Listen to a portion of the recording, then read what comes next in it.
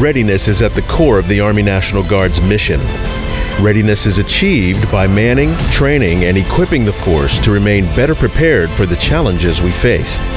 It requires our forces to conduct the full range of military operations to defeat all enemies, regardless of the threats they pose.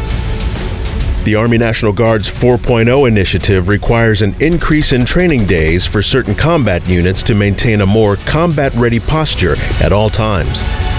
Under this training structure, we are implementing training policies that will enable us to achieve and sustain higher readiness levels over the next few years. These policies apply to home station training as well as to combat training centers, where units put it all together as a combined arms team.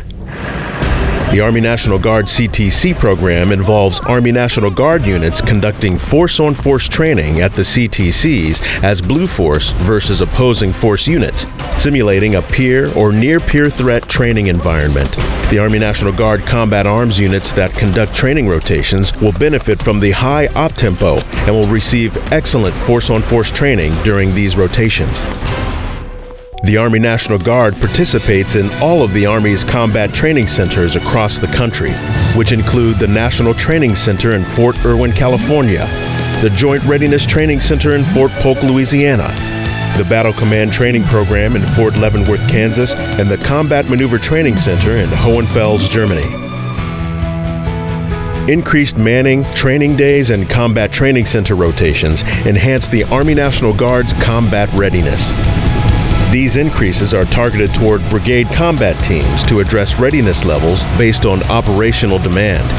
Units such as Army National Guard ABCTs, IBCTs, and Stryker BCTs will adopt these additional training days to enable their rotations through a combat training center. Ultimately, the strength of the Army National Guard is its soldiers. We rely on our soldiers' continued commitment to help keep us on a path towards sustained readiness. Together, through our combined efforts, we fulfill the Army National Guard's promise to be always ready, always there.